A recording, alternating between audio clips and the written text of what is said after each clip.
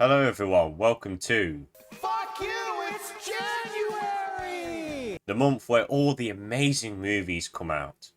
I'm joking, this is where all the trash comes out. January has a reputation in the movie world for being the dumping place for movies that studios don't care about. It's January, everyone's low on money because of Christmas, people don't really go out much and buy expensive things, so it's where they dump all the movies that they don't care about. I will say though that January in the UK is not bad. There are some great films that I'm looking forward to. Poor Things is coming out next week in the UK. I'm really excited for that one. So there is a couple films that I'm actually excited to see this month, but for the most part, we have got some trash coming out, or supposed trash. And for the first film of 2024 that I saw it yesterday, and it was a little film called Night Swim. For some reason, Blumhouse just likes to release a horror movie every January, every year. Last year we got Megan, which I thought was pretty good. Still, I still think it's pretty good. It's probably like the one exception for a good horror movie in January. So that gave me like a little tiny bit of hope for Night Swim. But I'll be honest, I wasn't excited for this movie at all. The trailers didn't sell me. It played at both showings that I saw, Five Nights at Freddy's, and my friends and I just were like, okay, fine. But I like to give every movie some credit. I like to give it a chance. So I went into Night Swim with a bit of an open mind. And unfortunately, I went out and I was not surprised to say that it was trash. This movie is trash.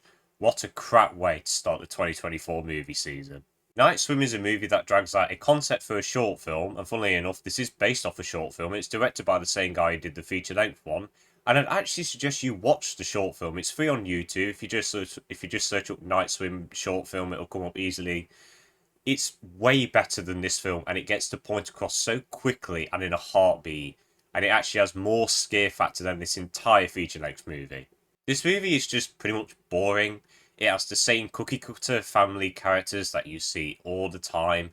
The main protagonist, I say main protagonist, but the father anyway, he has an illness and he was a famous baseball player. He has an illness now, he can't play. So it gives that bit of likability to him, but the thing is, he's written to be such an asshole and have a massive ego and have a weird relationship with his son that he's just completely unlikable. You cannot connect to him at all because he's just a douchebag. And you could tell this movie is drawn out. There is so much filler, like so much filler. The majority of that middle act is just filler.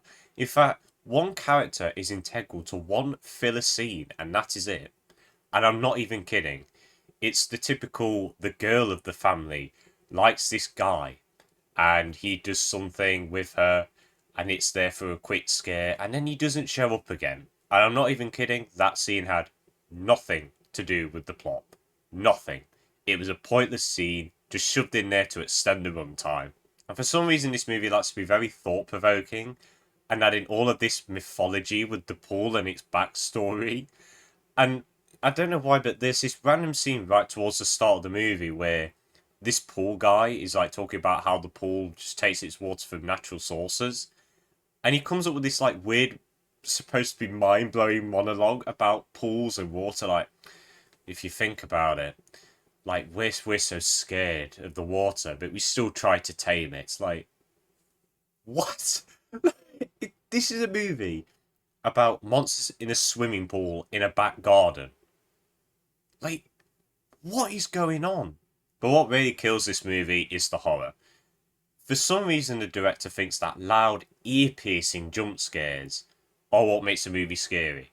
Every jump scare is just, every single minute is just, and it got so annoying. And honestly, the only thing that's scary about them is the fear that you'll go deaf when the movie ends.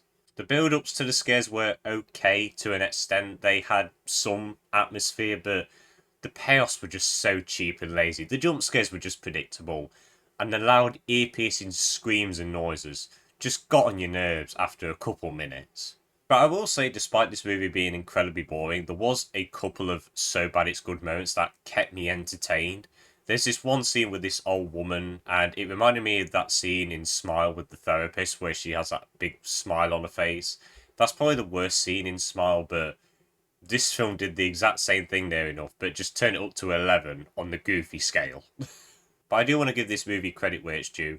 I do think this is a fairly well directed movie. There are some really nice pieces of cinematography in here as well, especially towards the end. I don't want to spoil, but there's this bit where one character's in a pool and it like opens out and you just see all the monsters coming towards and this like big light in the middle. It looked really cool and it's probably like one of like two really good shots in the movie. So I'll give the director and the cinematographer that. The editing can be a bit choppy at times, but it didn't really bother me. But the sound mixing and the music was either ear-piercingly loud, as I said, with the jump scares and annoying, or it was just cliche and generic to the core. But the one positive element that I will say is consistent throughout this film is the performances. Everyone's doing a serviceable job. They're not Oscar-worthy performances or anything like that, but they get the job done. It's clear they're just there for a paycheck, really, but they tried their best to deliver something serviceable and entertaining. And I think the actors did a good job. They have no chemistry with each other at all. They don't feel like a real family, but they at least made their characters themselves feel realistic. So overall, Night Swim is a concept for a short film dragged out for 90 minutes.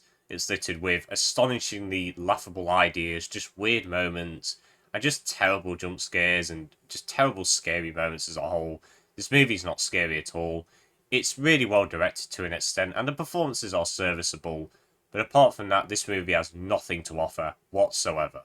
If you really want to watch this movie, wait till it comes out on streaming, or watch the short film. It's free on YouTube.